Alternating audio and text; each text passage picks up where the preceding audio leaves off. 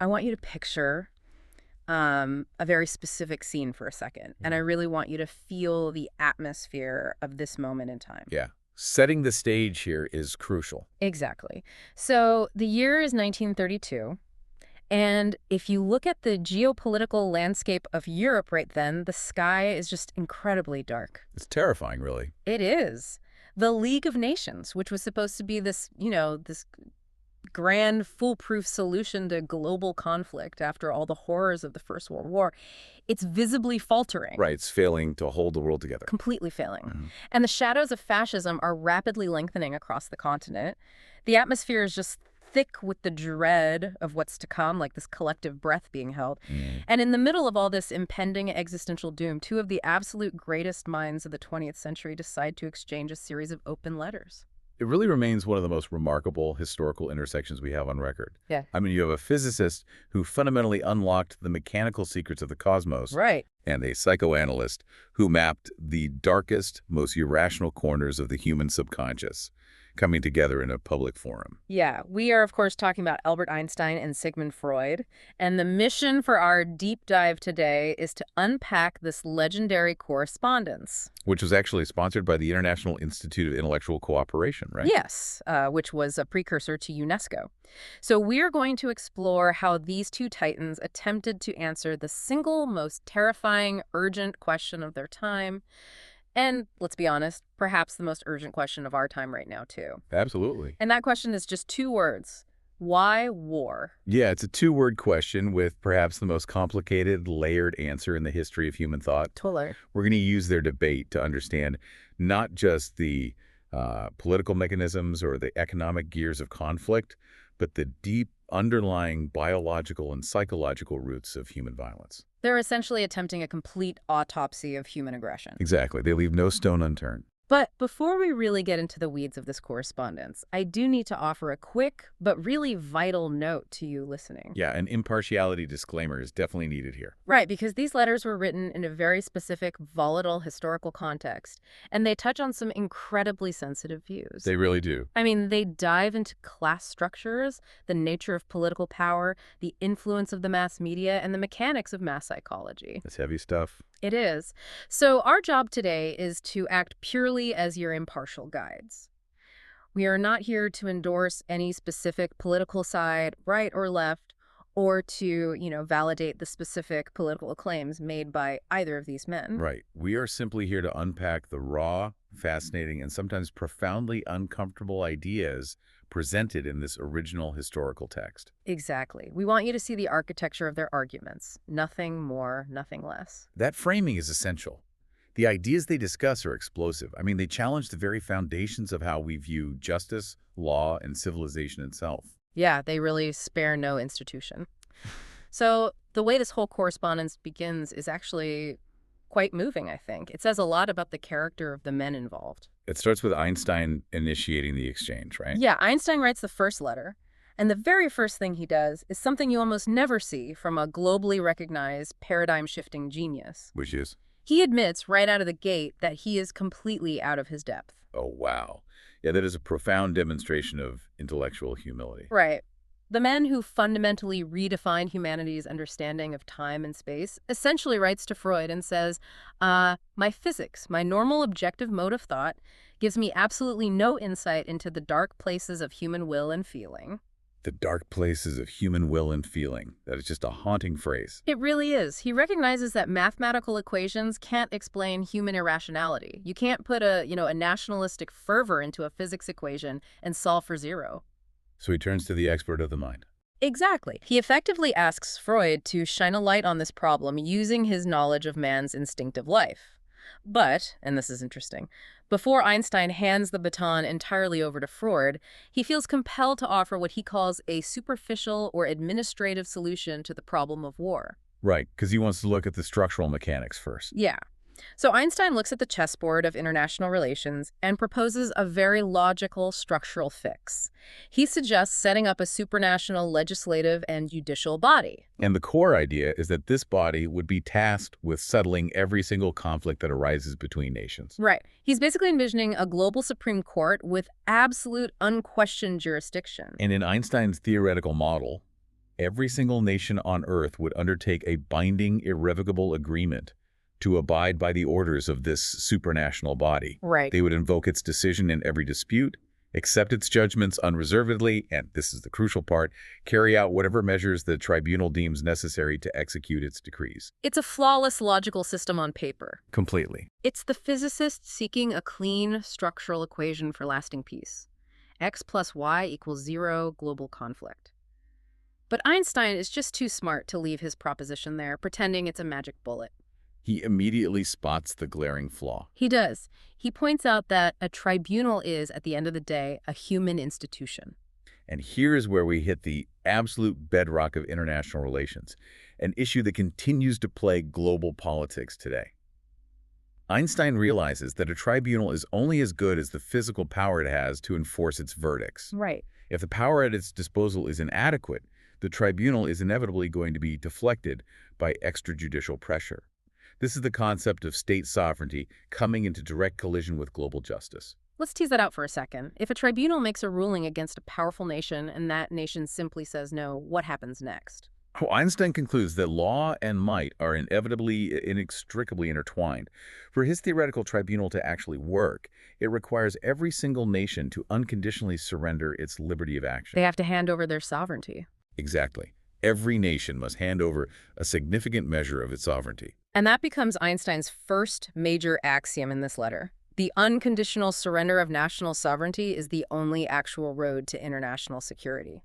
But, as he notes with a really heavy dose of realism, at that time in 1932, and arguably still true at this very moment, we are far from possessing any supranational organization competent to render verdicts of incontestable authority. Let alone enforce absolute submission to those verdicts. Right. Let me try to build an analogy to make this mechanism a bit more relatable.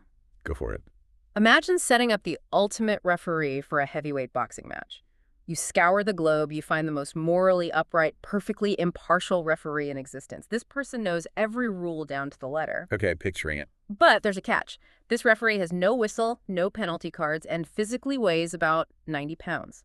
Meanwhile, the fighters in the ring are massive, aggressive, 250-pound heavyweights with everything on the line. Oh, let's see where this is going. Right. The very second that perfectly impartial referee makes a call that one of those heavyweights doesn't like, the fighter is just going to ignore them. Or worse, just brush them aside. That visualization captures the exact dilemma perfectly. The referee in your ring has the right, the legal or moral authority to dictate the rules, but absolutely no might or physical force to back it up. Exactly. Without the threat of force, the authority is literally just a suggestion. Which naturally raises a huge question. If Einstein is smart enough to instantly realize his proposed legal framework is totally doomed without overwhelming force, why does he even bother suggesting it to Freud in the first place? He suggests it because he is actively diagnosing the failure of the institutions of his specific historical moment. Remember, this correspondence is happening in 1932. Right, the League of Nations. Exactly. The League of Nations was explicitly designed and championed after World War I to be exactly that referee. Einstein is essentially writing the autopsy report for the League of Nations while the patient is still breathing on the table. Wow, that's a bleak way to put it. But it's true. He points out that the sincere efforts made over the previous decade to establish global peace had resulted in ill success. And he attributes this failure not to a lack of legal framework, but to strong psychological factors that paralyze these structural efforts. He's saying the structural solution fails because the humans running the structure won't let it work. Their psychology breaks the math. Exactly. And you can easily extrapolate this to our modern international institutions today, whether it's the UN, the International Criminal Court, or various global treaties. Einstein's first axiom, that unconditional surrender of sovereignty is fundamentally required, remains this massive, seemingly unbreakable barrier to global security. Oh, absolutely. Nations today are just as hesitant, if not more so, to hand over their ultimate authority and military autonomy to an outside body as they were in 1932. So if the administrative solution fails because of the human institutions, we have no choice but to look at the humans running them. And that is exactly where Einstein takes the letter next. He moves away from the structural realm and dives straight into the psychological machinations of political power. This is where the letter takes a turn and Einstein starts pointing fingers. He tries to identify the specific psychological roadblocks that are actively preventing his ideal tribunal from functioning. He pulls no punches here. He really doesn't. He states that there is a governing class in every nation, and this class has a profound, almost unquenchable craving for power. Because of this craving, this ruling class is fundamentally hostile to any limitation of national sovereignty. Because limiting national sovereignty inherently limits their personal and political power. If a global court can tell a national leader what to do, that leader is no longer at the top of the pyramid. Right, they lose their autonomy. But Einstein goes further than just blaming politicians. He identifies a second parasitic group that feeds alongside this political power hunger. He describes them as a mercenary group. A mercenary group. Yeah. He specifically calls out a small but incredibly determined and wealthy group of individuals in every nation. According to Einstein, these people are completely indifferent to social considerations, morality, or the restraints of human life. They view warfare purely as a financial occasion. Exactly. They view the manufacture of arms and the global sale of weapons simply as a mechanism to advance their personal interests and enlarge their personal economic authority. It is a chillingly clinical, precise description of what a later generation would call the military-industrial complex. It really is. Einstein is laying out a societal dynamic where a tiny, elite minority composed of the political ruling class and these mercenary financial interests somehow manages to bend the vast majority of the population to their destructive will. And that leads to the multi-million-dollar question he poses to Freud. How does this small clique actually manipulate the majority so effectively? Because the majority only suffers in war. Right. As Einstein notes with deep frustration, the majority only stands to lose and suffer in a state of war. Even the soldiers who choose war as their profession, perhaps genuinely believing they are defending their homeland, are still part of a majority that fundamentally suffers the lethal consequences. Yeah, they pay the ultimate price. So how do the few control the many and convince them to march toward their own destruction? Well, Einstein argues that the ruling class maintains this terrifying control through a strict monopoly on information and culture. Yeah. He explicitly states that this minority elite has the schools, the press, and usually the church as well, firmly under its thumb. They control the narrative from the cradle to the grave. They do. And by controlling the schools, the press, and the church, this small group is able to organize and deeply sway the emotions of the masses. They use these foundational institutions to make the masses their unquestioning tools. They essentially engineer a state of collective psychosis, manufacturing consent for violence. Now, I want to pause here because this is where Einstein makes a claim that absolutely stopped me in my tracks. Oh, I know which one you're talking about. He talks about this manipulation, this media control, and you would naturally assume that the people most susceptible to being brainwashed would be the uneducated, right? That would be the logical assumption, yes. The people who haven't been taught how to analyze sources. Oh. But Einstein makes this incredibly surprising, completely counterintuitive claim. He states that the so-called intelligentsia, the highly educated, the academics, the intellectuals, are actually the most apt to yield to these disastrous collective suggestions.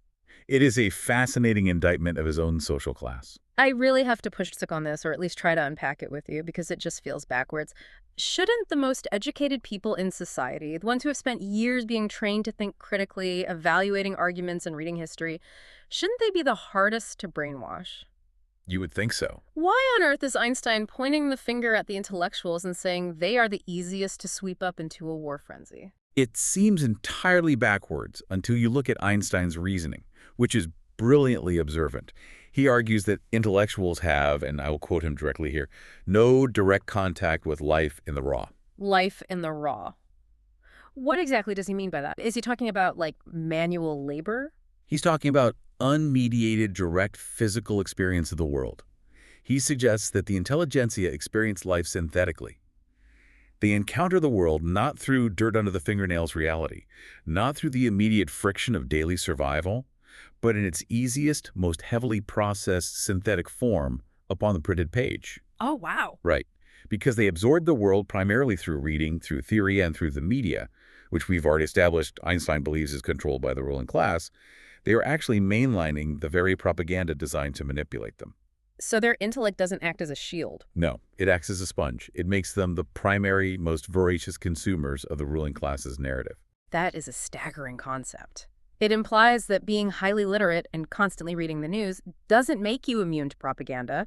It just makes you the target audience for the most sophisticated propaganda. Exactly. Let's extrapolate this to the modern day, to you listening to this deep dive right now. Think about our modern experience of information overload.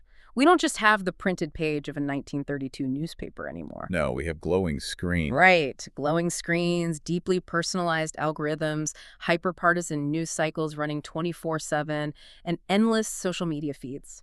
Almost our entire experience of global events, of wars happening across the world, is mediated through these screens. It's the ultimate evolution of this synthetic form of life Einstein was warning about. It forces a deeply uncomfortable question about our modern habits, doesn't it? Does experiencing the world purely through screens, constantly reading updates and consuming content, actually make us more worldly and informed? Or does it make us vastly more susceptible to ideological manipulation? If Einstein's logic holds, our modern screen time might actually be stripping us of our connection to life in the raw, making us prime, highly susceptible targets for the exact kind of emotional swaying and collective psychosis he was describing. The more you read the algorithmically sorted feed, the more you are swayed by the collective emotion of it. Precisely. It's a genuinely terrifying thought.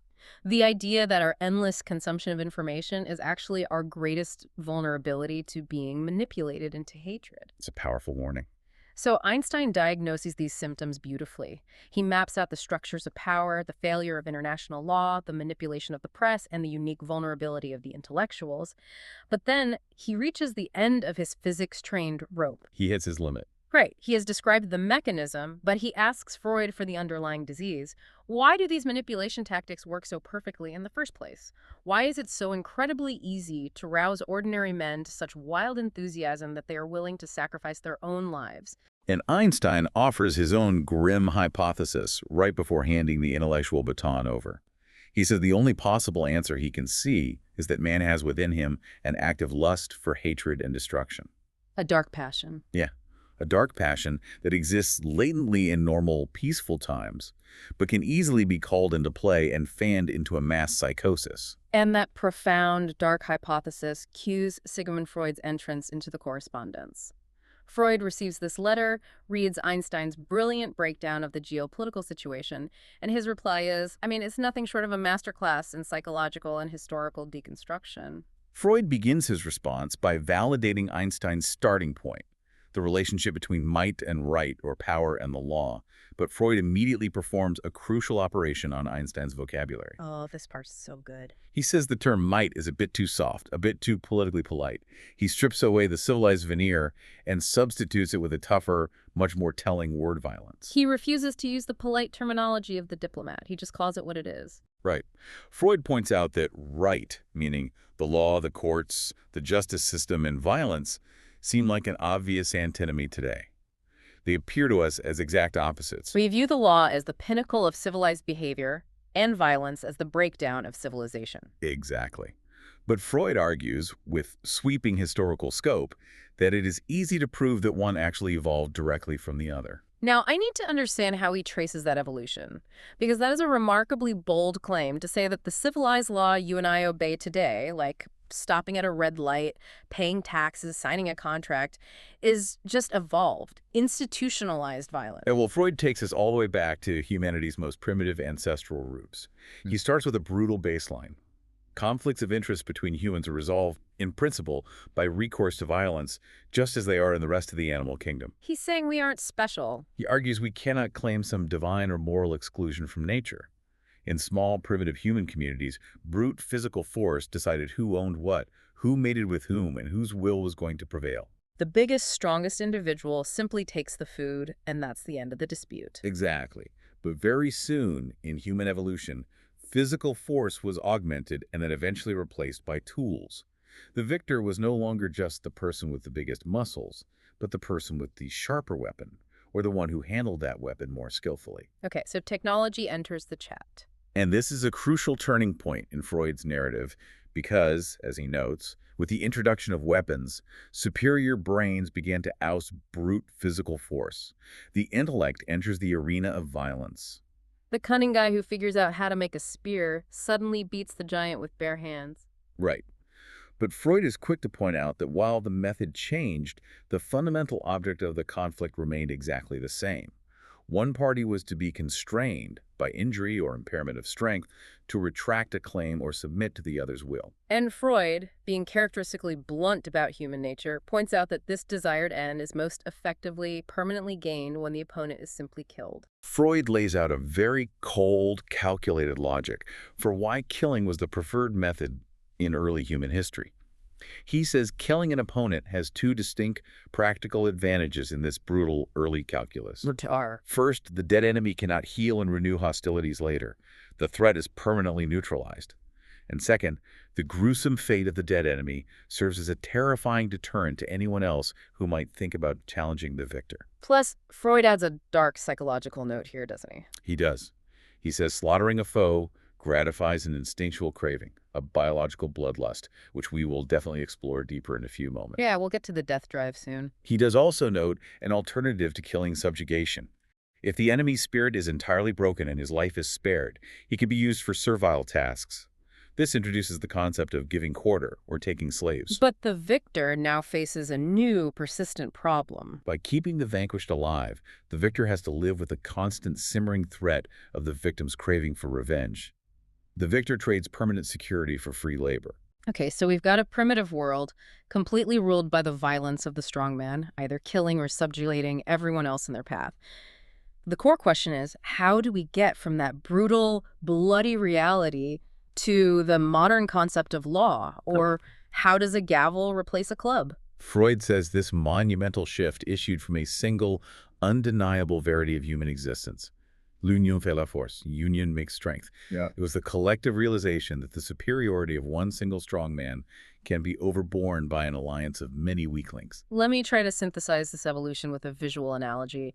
Imagine a group of 50 small, weak villagers who are being constantly bullied, robbed, and violently subjugated by a massive, heavily armed giant. Okay. Individually, if any one villager tries to fight the giant crushes them instantly. But finally, out of sheer desperation, the villagers realize that if they team up, all 50 of them acting in perfect coordination, they can build a trap, swarm the giant, overpower him, and lock him in a cage. They unionize their strength. Right. They execute the plan, it works, the giant is defeated, and then the villagers sit down, wipe the sweat off their brows, and write a document saying, "We have the right to live in peace. No one is allowed to steal our food anymore. This is our new law." That analogy encapsulates Freud's entire thesis on the origin of law perfectly. Yeah. The villagers have united their weak individual forces to overcome a superior individual force. But Freud's brilliant, somewhat terrifying twist is this. The villagers haven't actually eliminated violence from their world, they've just monopolized it. Exactly. Their new system, this thing they proudly called the law, is actually just them using a different collective type of violence to enforce their will against the giant, or against any single villager who steps out of line in the future. Freud explicitly defines right or law as nothing else than the might of a community. It is still, at its core, violence. It's such a paradigm shift. It is. He points out that this communal law is quick to attack whatever individual stands in its path. It employs the self-same violent methods as the strongman, and it follows the exact same ends. There is only one single difference. It is now the communal violence of the group that has its way, rather than the individual violence of the tyrant. That concept completely flips our entire understanding of justice and society. If you realize that law is just communal violence dressed up in a suit and tie, it explains so much about how civilization actually functions. It removes the romanticism from our legal structures. It strips it down to its mechanical reality, yeah. Yeah. Freud says that for this transition from crude individual violence to the reign of law to actually work and be sustained, a certain psychological condition must be met. The union of the majority must be stable and enduring. Right, because if your villagers only unite for an afternoon to defeat the giant and then immediately disband and go their separate ways, the next biggest guy in the village will just take over. And the cycle of individual violence repeats unendingly. So the community has to become a permanent entity. It has to set up machinery to ensure the new laws are observed. It needs an organized police force. It needs prisons. It needs the constant looming threat of state-sanctioned force. Yep. To live in a peaceful society, you listening must fundamentally accept that your rights are not magical shields. They are backed by a monopoly on violence held by the state. If someone tries to violate your rights, the state will use physical violence against them on your behalf. And this recognition of a permanent community of interests creates a new psychological phenomenon, a sentiment of unity, a fraternal solidarity among the members of the community, which constitutes its real psychological strength. It binds them together against outside threats. But, and this is a massive, historically proven but, a community is almost never just a group of perfectly equal villagers living in perfect harmony. Which brings us to Freud's theory on the absolute inevitability of inequality and the resulting cycle of civil war and revolution. Freud pours cold water on the utopian idea of a perfectly equal society. He says that a community of equipollent, meaning equally powerful individuals, where everyone trades an equal amount of personal freedom for an equal amount of collective safety, is only theoretically possible. In practice, throughout human history, it is a complete myth. Totally a myth. Equipollent, so everyone having the exact same physical strength, economic leverage, and social standing. Freud says from the very outset, communities include elements of vastly unequal power. You have the inherent biological differences between men and women, between elders and children. And very quickly, as a result of early wars and conquests, you get victors and vanquished living in the same community. You get masters and slaves. Because of this inherent, unavoidable inequality, the common law of the community immediately takes notice of these power imbalances. Freud states bluntly that laws are made by and for the rulers, giving the servile classes, the conquered people, fewer rights. The law is not an impartial scale of justice. It is a codification of the existing power dynamic. The system is rigged from the start because the people writing the laws are the ones who hold the monopoly on the communal violence. And Freud says this rigged system creates two permanent, baked-in instabilities within any state or nation. First, you have the continuous attempts by members of the ruling class to set themselves above the law's restrictions. They want the protection of the law without having to submit to its constraints. They want impunity. Right. Second, you have the constant simmering struggle of the ruled, the servile classes, to extend their rights, to see each hard-won gain embodied in the legal code, and to replace legal disabilities with equal laws for all. So society is basically functioning in a permanent state of internal tension, a tug of war. What happens when the underlying balance of power shifts? Say the ruled class gets stronger through numbers or wealth, or the ruling class weakens through corruption or war. Freud says that in these moments of mutation in the balance of power, the law should, ideally, gradually adjust to the changed conditions. The rulers should peacefully cede power. But historically, we know that rarely happens. Exactly. The ruling class is almost always loath to voluntarily give up its privileged position. The inevitable result: insurrections, revolutions, and civil wars. The communal violence breaks down, the agreement shatters, and individual or factional violence briefly becomes the arbiter once again. People pick up weapons to decide the new order. Law is held in abeyance, brute force decides the outcome of the struggle, and then a new regime of law, a new system of communal violence is established based on whoever won the Civil War. Freud also points out something really provocative here regarding international wars, not just civil ones. He talks about wars of aggrandizement, massive empires conquering other lands, and he proposes something paradoxical. But these massive, bloody conquests sometimes actually further the transition from violence to law. Right. He cites historical examples like the Romans establishing the Pax Romana across the Mediterranean world, or the French kings using immense violence to create a unified, peaceful France. His logic is deeply pragmatic. By using extreme, overwhelming violence to create a vast, unified territory governed by a strong central power, internal warfare within that territory is effectively prescribed. The empire essentially forces a larger communal law over a larger area, stopping the tribes from fighting each other. But I have to ask, what's your take on this peace through conquest idea? I mean, I have to question it. Did massive empires like Rome actually solve the problem of war, or did they just delay it? That's the real question. Did they just suppress local conflicts through overwhelming state violence, creating a giant geopolitical pressure cooker until the empire inevitably collapsed from a lack of internal cohesion, resulting in centuries of even worse warfare? Well, Freud actually anticipates and agrees with your pushback. He notes that while conquest can create temporary, large-scale peace, in practice, the fruits of victory are usually short-lived. Yeah. The newly created imperial unit eventually falls apart, often because There's no true psychological cohesion between parts that were welded together solely by physical violence. And ultimately, he concludes, these empires just mean that instead of frequent, small-scale local wars, humanity faces massive, hyper-destructive great wars when these superstates inevitably clash or collapse. It all circles right back to Einstein's original problem. We need a global Supreme Court with unquestioned executive force to stop war.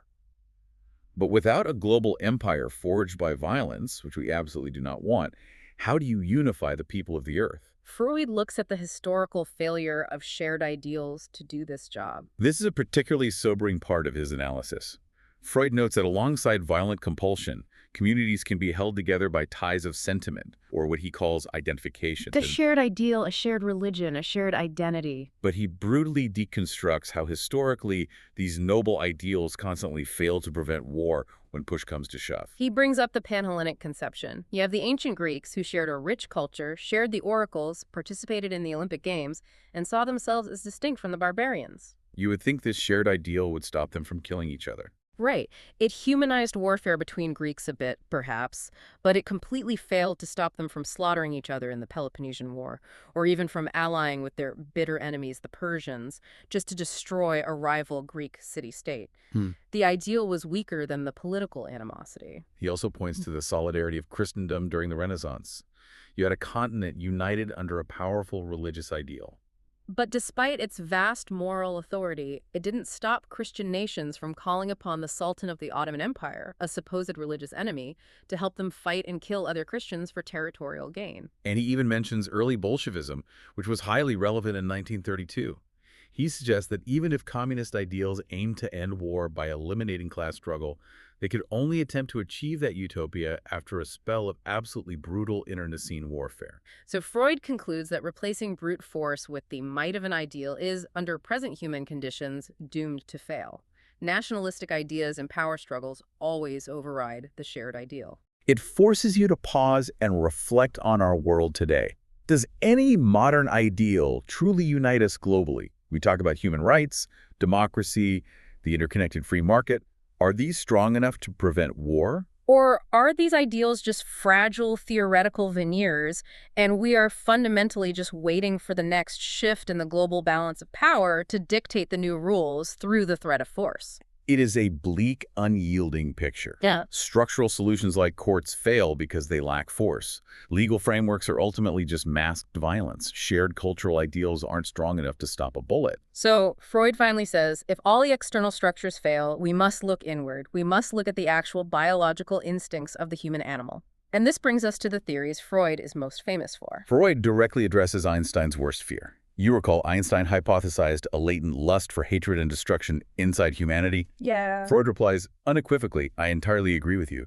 He says he believes absolutely in the existence of this instinct and has spent his life studying its mechanics. He introduces his grand theory of human instincts, dividing them into two fundamental opposing categories.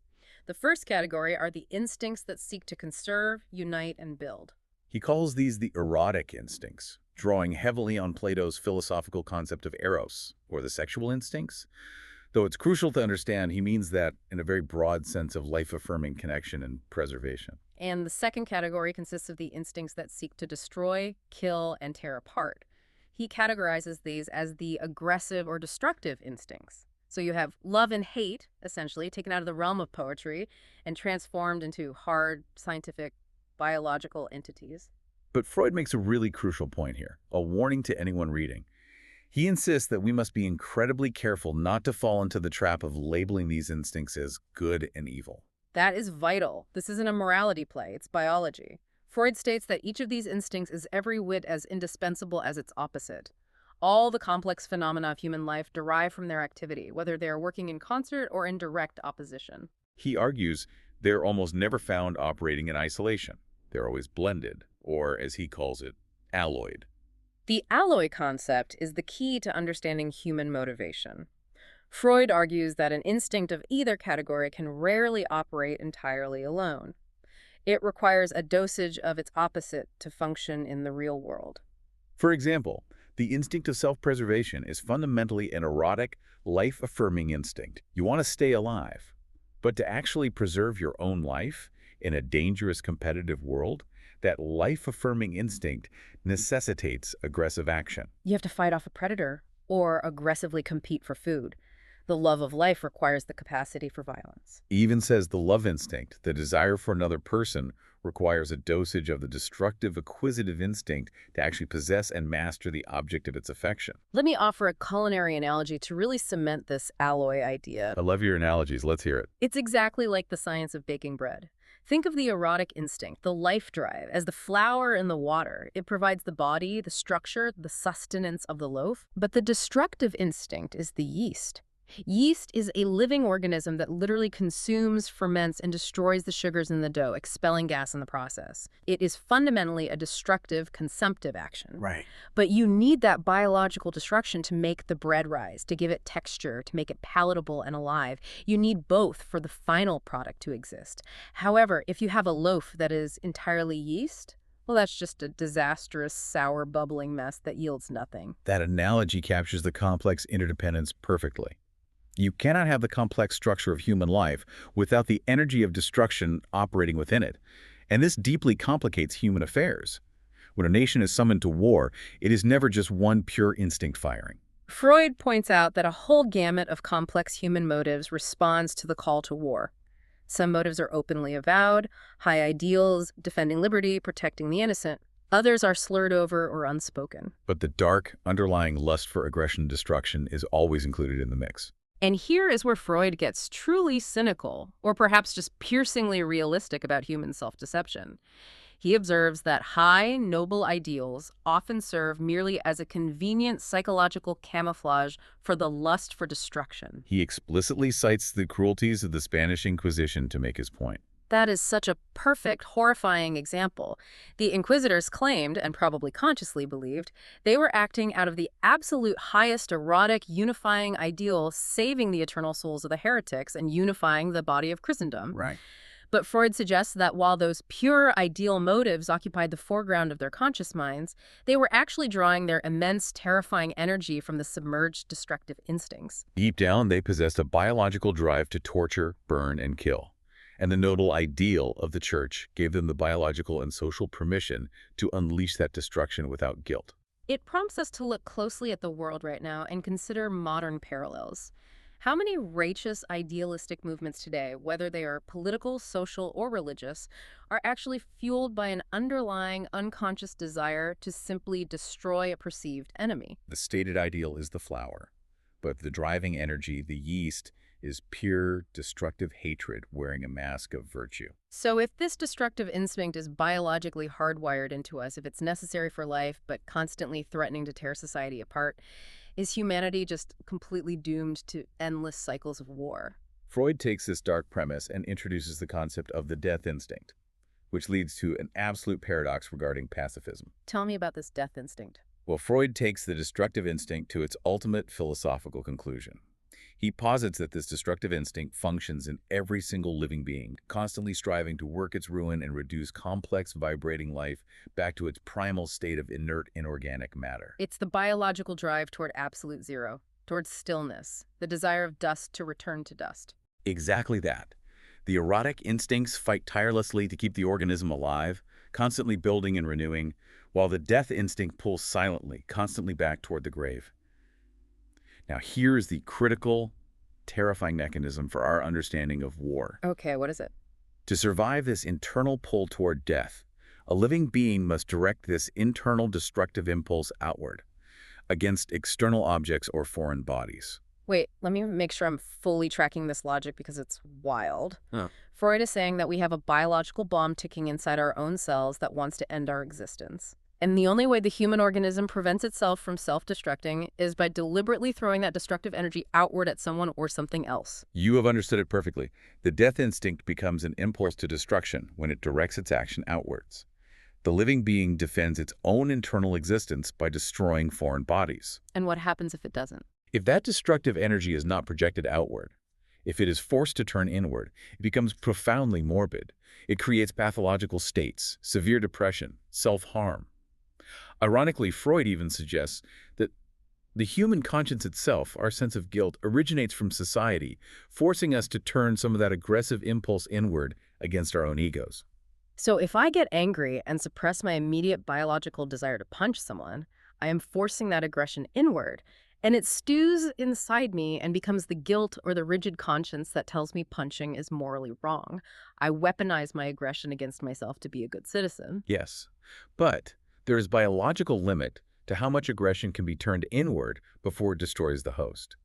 Because of this absolute biological necessity to externalize destruction to stay alive, Freud concludes that there is absolutely no likelihood of our being able to suppress humanity's aggressive tendencies entirely. It is a biological impossibility. Suppressing it completely would mean the human organism turns all that raw destruction inward and simply destroys itself. Exactly. So war is just biology defending itself by destroying others on a mass scale. That is an incredibly bleak diagnosis. What on earth is Freud's solution then? If we can't eliminate the instinct because we need it to survive, what do we do about war? Because direct suppression is impossible, he proposes indirect methods. If the propensity for war is driven by the outward projection of the destructive instinct, we must actively use its counteragent arrows. We have to artificially overstimulate the life-affirming connective instincts to counterbalance the drive for destruction. And he suggests two specific ways to do this. First, building deep ties of sentiment, literally the old religious adage, love thy neighbor as thyself. Though he readily admits that is very easy for religion to preach and incredibly fundamentally hard for humans to actually do when resources are scarce. The second indirect method is through the process of identification.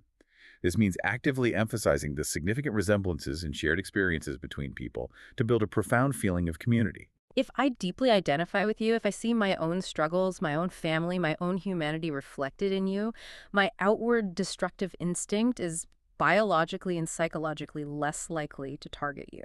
This identification is the fragile foundation of all human society. But Freud offers another, much more controversial indirect method, and this is where I got really tripped up reading his letter. He looks at the fact that society is naturally divided into leaders and the led. He asserts that the vast majority of people need a high command to make decisions for them. So his structural suggestion is to put massive societal effort into creating a superior class of independent thinkers.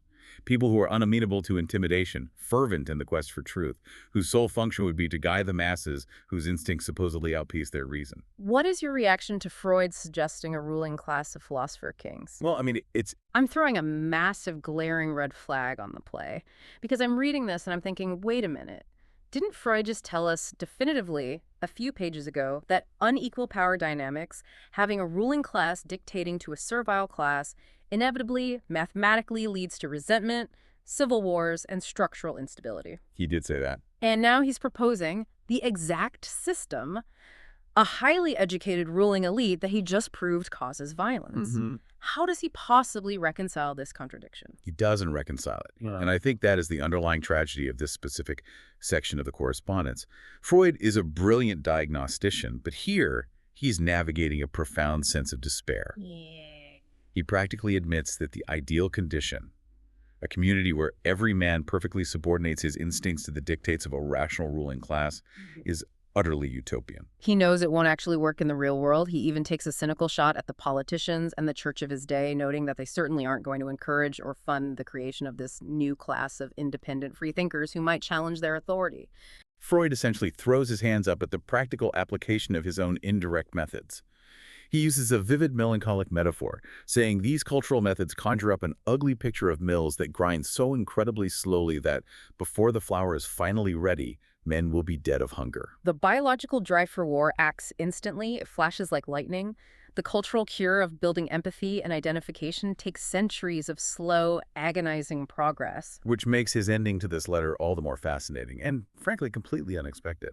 Because after systematically, relentlessly proving that war is biologically necessary, structurally inevitable, and psychologically hardwired into our very cells, he ends on this strange, profoundly optimistic yet somewhat alienating note about why he and Einstein so violently hate war. It is a remarkable pivot. Yeah. Freud puts on what he calls a mask of feigned aloofness. He asks the ultimate devil's advocate question to Einstein. Why do we, you and I and many another, protest so vehemently against war instead of just accepting it as another of life's odious, unavoidable importunities? If it is biologically sound, practically unavoidable, and part of nature, Why not just shrug our shoulders and accept it like we accept earthquakes or bad weather? He starts by giving the practical, obvious answers that any pacifist would give. We hate it because every person has a fundamental right to their own life. Because war destroys promising, beautiful lives. Because it forces individual men into situations that shame their humanity, obliging them to murder others against their conscious will. Because the advent of modern arms means war is no longer a heroic test of strength, but just sheer mechanized extermination. Those are the logical, intellectual, and moral reasons. But Freud says that while all those things are demonstrably true, they don't capture the absolute core of the issue. He passes on to what he believes is the real hidden basis of their common hatred of war, and his answer is staggering. He says, "We cannot do otherwise than hate it. Pacifists we are, since our organic nature wills us thus to be." Our organic nature. He is taking the concept of pacifism completely out of the realm of morality, politics, or religion and placing it firmly into the realm of biology and evolution. He argues that the ongoing, millennia-long process of cultural evolution, civilization itself, is not just a superficial change in human laws or technological advancements. He argues it actually causes physical, psychic changes in the human species over immemorial antiquity. We are not the same animals we were 10,000 years ago. He says that as culture progresses, our raw, instinctive reactions are literally being scaled down. Sensations, acts of brutality, and displays of dominance that deeply delighted our brutal forefathers have become neutral, uninteresting, or even physically unbearable to us. He highlights two specific psychological changes brought about by the long march of culture.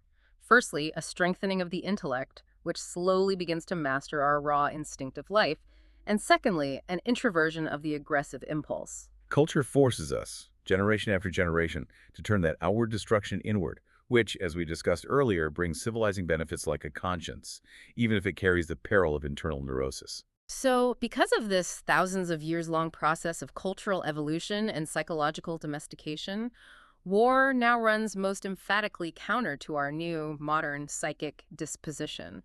It is an offense to what we are becoming. Freud says that to the highly culturally evolved person, war is not just intellectually foolish or morally wrong. It is a constitutional intolerance. It is an idiosyncrasy in its most drastic physical form, a literal allergy to bloodshed. Let me summarize this with an evolutionary analogy to really bring it home. Freud is saying that as civilization progresses, we are literally biologically evolving to become allergic to mass violence. Right. Think about how early humans evolved to lose our thick, protective fur when we started wearing clothes, using fire, and living in shelters. The fur became unnecessary, and eventually it became a biological hindrance. Freud is saying the outward mass expression of physical violence is becoming aesthetically and biologically repulsive to us in the same way. We are slowly shedding our psychological fur. And he emphasizes a fascinating point, that the aesthetic ignominies of warfare, the sheer chaotic ugliness of it, the deafening noise, the crude destruction of beautiful landscapes and architecture, the foulness of the trenches play almost as large a part in this modern repugnance as the actual moral atrocities. We are deeply offended by war on a sensory, aesthetic level. It is ugly, and the civilized mind craves order and beauty. There is a profound, almost desperate hope clinging to his final lines. He admits freely that he cannot guess how long we have to wait before the rest of humanity evolves and turns into these organic pacifists. It could take millennia. Oh. But he ends with a powerful mandate saying, meanwhile, we may rest on the assurance that whatever makes for cultural development is working also against war. It is a rallying cry for civilization. Every thoughtful book written, every piece of art created, every scientific discovery made, every single act of empathy, it all contributes to this glacial biological evolution away from our destructive instincts. We must ask ourselves, looking at the chaotic world today, are we actually seeing this cultural evolution take place? Is the global distaste for the aesthetic and moral ignominies of warfare truly growing, or are we backsliding? It's a question that feels heavier and more urgent today than ever before. And that synthesis really brings us to the end of the incredible intellectual journey we've taken today. We covered a vast, deeply challenging terrain. We really did. We started with Einstein's pragmatic but ultimately flawed hope for a global tribunal and his insight into the vulnerability of the educated mind.